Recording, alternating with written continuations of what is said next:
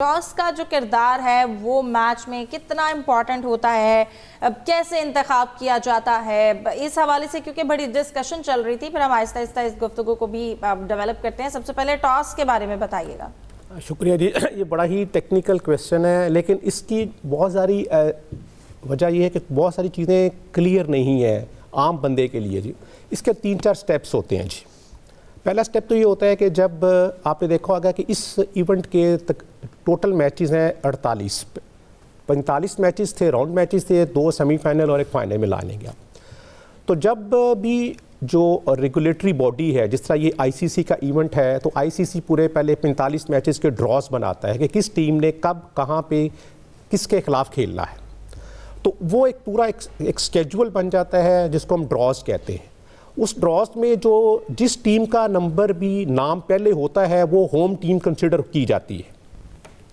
ये ज़हन में बड़ा इंपॉर्टेंट पॉइंट है जी। और वो जो दूसरा नंबर होता है, नाम होता है, वो कंसिडर होता है विजिटिंग टीम होती है, अपोनेंट टीम जिसको हम कहते हैं। और यहाँ पे दूसरा रोल हो जाता है मैच रेफरी का जी। मैच रेफरी का एज़ पर जो हमारी लॉज हैं, प्लेइंग कंडीशंस हैं, उसमें होता है कि मैच का जो टॉस है वो उसने सुपरवाइज़ करना होता है। तो ग्राउंड में जाने से पहले जब हम जा रहे होते हैं तो जो रेफरी होता है दोनों कप्तानों को उनसे नॉमिनेशन पेपर्स लेता है, उसको देखता है, फिर आगे पिच पे पहुंच जाते हैं। पिच पे पहुंचने के बाद क्या करता है रेफरी, उनको एक सिक्का दिखाता है जिसके एक तरफ कुछ भी बना होगा, उसको जनरली हम कहते हैं हेड्स एंड टेल्स। वो उनको दिखाता है और वो जो होम कप्तान होता है उसके हाथ में वो सिक्का देता है कि ये आपने उछालना है, और जो दूसरा कप्तान है उसको कहता है कि आपने सेलेक्ट करना है, या आप हेड्स मांगेंगे या टेल्स मांगेंगे। और उसके साथ एक टीवी का नुमाइंदा होता है, ब्रॉडकास्टर का नुमाइंदा होता है। वो नीचे आपने देखा होगा एक स्पॉन्सर का एक बोर्ड बना होता है, वो कोई भी कंपनी हो सकती है। तो वो प्रेफरेबली इसको कहता है कि जब आप सिक्का उछालेंगे तो वो सिक्का इसके ऊपर गिरना चाहिए। वो एक एडवर्टाइजमेंट का एक स्ट्रेटजी होती है, टूल होता है वो जिसको यूज़ करते हैं जी। ये कोई रिस्ट्रिक्टेड नहीं है कि उसके ऊपर ही गिरे, लेकिन प्रैक्टिस यही है कि वो कहते हैं कि इसके ऊपर गिराया जाए। अच्छा, मैंने लफ्ज़ बोला था कि जो टॉस है वो सुपरवाइज़ करता है, मैच रेफरी करता है, और वो नुमाइंदा होता है उस रेगुलेटरी बॉडी का। जिस तरह अभी ये आईसीसी है या पाकिस्तान क्रिकेट बोर्ड की तरफ से कोई इवेंट होगा तो पाकिस्तान क्रिकेट बोर्ड का वो नुमाइंदा होगा। वो जो होस्ट कप्तान होता है वो सिक्का उछालता है। वो ज़रूरी नहीं है कि उसके ऊपर ही गिरे, वो आगे पीछे भी गिर सकता है। अच्छा, अगला पॉइंट क्या होता है कि आपने देखा होगा कि जब टॉस होता है उसको फोकस किया जाता है, वो सिक्का या सीधा गिरता है या उल्टा गिरता है, तो जो आता है वो बता देता है। बाज़ दफ़ा क्या होता है कि वो सिक्का गिरता है और वो रोल हो जाता है। वो रोल होके फिर कहाँ तक जाता है ये कुछ पता नहीं होता। उसका जो बैलेंस है जब तक चलता जाएगा वो आगे जाएगा। जहाँ पे सिक्का सीधा हो गया वो फिर मैच रेफरी बताता है कि ये हेड्स है या टेल्स है, और अकॉर्डिंगली जिस कप्तान ने जो चीज़ मांगी होएगी, अगर वही आई है तो वो जीत गया है, अगर नहीं तो वो दूसरा कप्तान जो है वो जीत जाएगा। और इमीडिएटली उसने फिर अपना अनाउंस करना होता है कि वो टॉस जीतने के बाद बैटिंग करेंगे या बॉलिंग करेंगे। वो स्ट्रेटजी उन्होंने पहले बनाई होती है कि उन्होंने पिच देखा होता है पूरी टीम के साथ, कोच के साथ, कि हमने अगर टॉस जीता तो क्या करेंगे। और पिच में जो टॉस का मैच में जो टॉस का किरदार है बड़ा अहम इसलिए हो जाता है कि उसमें बहुत सारे फैक्टर्स होते हैं कि पिच का उसमें मॉइस्चर कितना है, उसकी सरफेस कितनी है, और फोरकास्ट क्या है, मॉइस्चर की ड्यू फैक्टर बाद में आएगा। नहीं सब वर्ल्ड कप में जो बहस शुरू हुई ना, ये हुई ख़ास तौर पर इंडियन मैचों की वजह से। और 2-3 मैचेस में वाज़े तौर पर देखा जा सकता था कि रोहित शर्मा का जो एक्शन है बाजू का, आर्म का, वो ऐसे था जैसे वो खुद चाहते हैं किसी का दूर चला जाए। हम सिर्फ ये रूल्स जानना चाहते हैं, हम भी और हमारे देखने वाले भी, क्या रूल्स के मुताबिक जो है वो दोनों कप्तान जाकर सिक्के को क्यों नहीं देखते ताकि गलतफहमियां ख़त्म हो जाएंगी, या सिर्फ मैच रेफरी के ऊपर ही उसकी स्वाबदीद होती है कि वो इसका ऐलान करेगा? देखें, ये बड़ा अच्छा सवाल है, और ये बड़ा सिर्फ समझने की बात है कि मैंने जो पहले लफ्ज़ बोला था, जो मैच रेफरी है उसका किरदार ही यही है कि सुपरवाइज़ करना है टॉस को, और उसको पूरा इख्तियार दिया गया है, उसको पूरी जिम्मेदारी दी गई है कि उसने पूरी इंटेग्रिटी के साथ एक तो टॉस को सुपरवाइज़ करना है और फिर अनाउंस करना है कि जो नीचे सिक्के पे आया है। ये रिलायंस है, ट्रस्ट है टूवर्ड्स द नाम रेफरी, क्योंकि रेफरी का रोल सबसे इंपॉर्टेंट होता है मैच में, क्योंकि वो हमारी जो एक हम लफ्ज़ बोलते हैं, ये एक होता है पीसीटी होता है, प्लेइंग कंट्रोल टीम होती है, जिसमें मैच के जो अंपायर्स हैं वो और उसको हेड कर रहा होता है मैच रेफरी कर रहा होता है। इसलिए यह बड़ी नॉर्मल प्रैक्टिस है और यही ऐसे ही होता है और ये प्लेइंग कंडीशन में लिखा होता है कि इसमें कोई फैक्टर नहीं है कि जो दूर फेंका जाए या नज़दीक फेंका जाए। आप ये देखिएगा कि अभी आज 47 मैच हो चुके हुए हैं। ये कंट्रोवर्सी कितने मैचेस में आई है? 2 या 3 में आई है और वो भी एक टू माई अंडरस्टैंडिंग इस अनफाउंडेड सी लग रही है कि एक रेगुलेटरी बॉडी का नुमाइंदा है, वो सुपरवाइज कर रहा है और उसकी इंटेग्रिटी है, उसका एक रोल है, उसके ऊपर ट्रस्ट है कि वो जाके करे, देखे और उसी तरह करता है।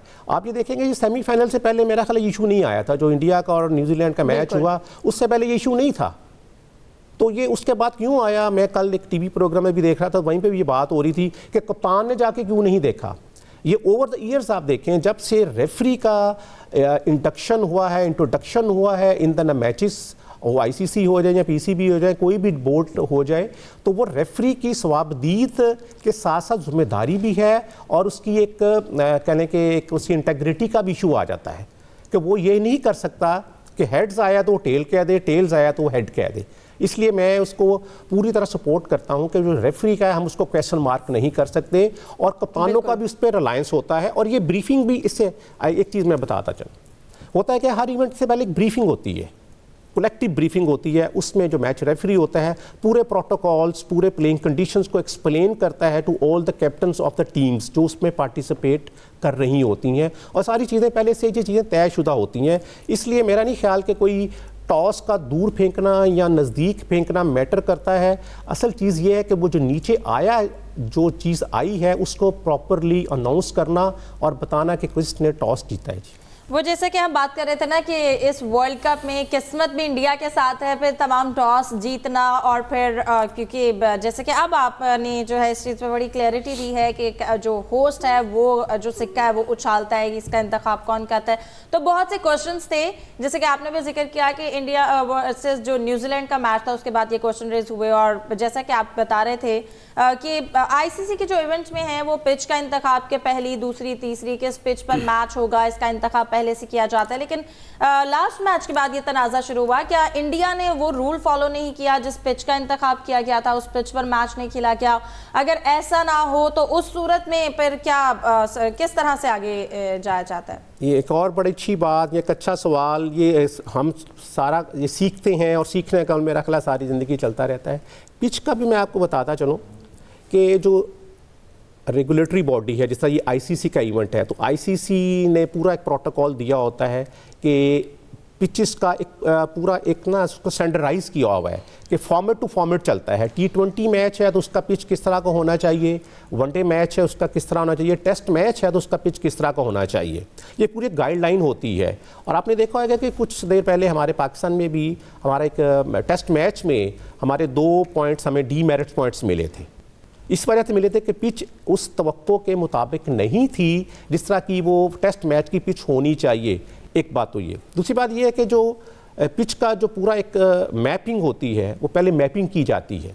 सेंट्रली पिच से स्टार्ट होता है और उसकी वो पिच 1 नंबर कहलाती है या बाद में उसको 0 पिच भी कहते हैं। लेफ्ट राइट पे 2 नंबर 3 नंबर, फिर इस तरह वो एक्सपेंड होती जाती है। 15 पिचेज़ हैं, 12 पिचेज़ हैं, 9 पिच, और जनरली पिचेज़ का एक पूरा स्क्वायर होता है जिसको हम कहते हैं। अच्छा, उसके बाद ये डिसीजन होता है कि जी मैच किस पिच पे खेला जाएगा, ये पहले से तय होता है। और इसकी सारा जो एक रिकॉर्ड है पिचेस का वो क्यूरेटर रखता है। वो जो पिच बनाता है उसको हम क्यूरेटर कहते हैं जी, उसकी जिम्मेदारी होती है। लेकिन ये under the guidance of the regulatory body काम कर रहा होता है, जिस तरह आईसीसी है। तो आईसीसी का एक नुमाइंदा वहाँ पे होता है कि बताता है कि जी पिच इस तरह की हो जाएगी, इस तरह की हो जाएगी। अभी इस पिच पे जिस तरह ये एक कंट्रोवर्सी हुई और उस पर आईसीसी ने गाइडलाइन भी दी कि ऐसा कोई इशू नहीं था। डेफिनेटली आईसीसी के पास क्यूरेटर्स नहीं होते, वो जहाँ पे इवेंट हो रहा होता है उन्हीं बंदों के साथ काम करना होता है। अगर कोई इवेंट पाकिस्तान को मिलता है, कज़ाफ़ी स्टेडियम में है या कराची में मैच करेंगे, तो कराची का जो स्टाफ है वही पिच बनाएगा, लेकिन under the supervision of an curator as directed by the वो जो फॉर्मेट है और as directed by the regulatory body. और पिच का इतना बड़ा इशू नहीं होता कि जी वो पिच क्या है, किस तरह का बिहेव कर रही है। देखना ये होता है कि पिच उस फॉर्मेट के मुताबिक बनाई गई है कि नहीं बनाई गई। आपने देखा होगा कि हमारे एक टेस्ट मैच में एक दिन में मेरा तकरीबन 510 रन हो गए थे। तो वो एक अलग से चीज़ है, स्ट्रेटजी और थी, खेले और थे। पिच का रोल डेफिनेटली होता है, लेकिन पिच की प्रेपरेशन वो रेगुलेटरी बॉडी के जो गाइडलाइन है उसके मुताबिक होती है, करते लोकल बंदे ही हैं जी। सही। अब यूसुफ अंजुम साहब भी हमारे साथ मौजूद हैं, स्पोर्ट्स रिपोर्टर। यूसुफ साहब, कहिएगा, जैसे कि हम डिस्कशन कर रहे थे पिचेस के हवाले से, टॉस के हवाले से, आज का मैच भी होने जा रहा है, सबसे पहले उस पर कमेंट कीजिएगा। आप कैसे देखते हैं आज के इस कंपटीशन को, इंडिया वर्सेस साउथ ऑस्ट्रेलिया? 1987, 1999, 2003, 2007 और 2015 ये ऑस्ट्रेलिया की कामयाबी का साल था, जिसमें उन्होंने अपनी आलमी कप की ट्रॉफी उठाई। और अब ये जो मौजूदा सूरत हाल में, तो हालात तो यकीनी तौर पर इंडिया के फेवर में ज्यादा जा रहे हैं, लेकिन अगर मजमूई हम जो अदाद शुमार है उसको देखें तो world cup ODI, world cup टी20 और विमेन वर्ल्ड कप में टोटल 40 वर्ल्ड कप खेले जा चुके हैं, जिनमें से 18 बार ऑस्ट्रेलिया चैंपियन बना है। तो जिस तरह ऑस्ट्रेलियाई टीम ने कमबैक किया अपने इब्तदाई मैचेस हारने के बाद, तो उसमें जो उठान भरी हुई है, तो मैं समझता हूँ कि एक अच्छा मुकाबला देखने को मिलेगा। ऑस्ट्रेलिया के पास बहुत अच्छी बैटिंग लाइन है, जबकि इंडिया के पास अगर उनके इब्तदाई ओवर्स में जिस तरह पावर प्ले में रोहित शर्मा अगर अच्छा स्टार्ट देते हैं, अगर उसको ऑस्ट्रेलियाई बॉलर्स अपना काबू करने में कामयाब रहे, तो मैं समझता हूँ कि ऑस्ट्रेलिया की कामयाबी के इम्कान भी यहाँ हो सकते हैं। लेकिन जैसा कि अनिल साहब ने भी बताया, जाहिर साहब ने भी बताया कि टॉस का किरदार अहम होगा। टॉस हर बार इंडिया ने जीता तो उसने मैच भी जीता है, जब वो अभी तक उसने कोई टॉस नहीं हारा तो इसलिए मैच भी कोई नहीं हारा। तो आज भी टॉस का किरदार अहम होगा, जिसमें यकीनी तौर पर इंडिया को सबकत हासिल अगर होती है तो फिर ऑस्ट्रेलिया को थोड़ा स्ट्रगल करना पड़ेगी। बसूरत मैं समझता हूँ कि एक अच्छा मैच होगा और शायकीन को जबरदस्त क्रिकेट देखने को मिलेगी। ठीक है, जाहिद साहब आपकी जानिब आऊंगी। कहिएगा, आज के मैच में जैसा कि अभी यूसुफ साहब ने भी कहा, टॉस बड़ा अहम है। इंडिया ने हमेशा टॉस भी जीता है अब तक इस वर्ल्ड कप में, और मैच भी जीता है। आज के वर्ल्ड कप में अगर ऑस्ट्रेलिया की बात की जाए, क्या स्ट्रेटेजी होनी चाहिए? अगर पहले बैटिंग करते हैं तो कितना टारगेट होना चाहिए? देखिए हिफ्ज़ा, पहले बताऊं, अहमदाबाद जो स्टेडियम है नरेंद्र मोदी, जहां पे आज फाइनल खेला जा रहा है, इससे पहले 4 मैचेस यहां पे खेले गए हैं। 3 दफ़ा चेस करने वाली टीमें जीती हैं, जिनमें पाकिस्तान और इंडिया का मैच भी शामिल है। सिर्फ एक मैच था जिसमें टॉस जीतकर ऑस्ट्रेलिया को बैटिंग की दावत दी और फिर ऑस्ट्रेलियाई टीम पहले बैटिंग करते हुए जीत गई। तो लेकिन 1 माह पुराने मैचेस में और आज के मैच में ये फ़र्क है, क्योंकि पहले जब पाकिस्तान का मैच हुआ था वहाँ हॉट था, गर्मी थी शदीद। अब जो है रात को मैं देख रहा था, वहाँ का इंडियन मीडिया भी ये बता रहा था और मुख्तलिफ माहिरीन भी जिक्र कर रहे थे कि अब 1 माह गुजरने के बाद, क्योंकि तकरीबन 1 माह पहले पाकिस्तान का मैच हुआ था, अब वहाँ रात को ड्यू फैक्टर जो है ना ये भी होने लगा है और शबनम पड़ने लगी है। कल हमने देखा था मीडिया पे ही कि राहुल द्रविड़ जो उनके कोच हैं और रोहित शर्मा बड़ी देर तक वो पिच पर खड़े रहे, फिर उन्होंने आउटफील्ड का भी जायज़ा लिया, बल्कि हाथ लगाकर भी देखा कि ड्यू पड़ रही है या नहीं पड़ रही। अगर वाकई ड्यू पड़ रही है तो फिर बाद में बैटिंग करने वाली टीम को थोड़ा एडवांटेज मिलता है, क्योंकि बॉलर जो है वो सही तौर पर ग्रिप नहीं कर सकता।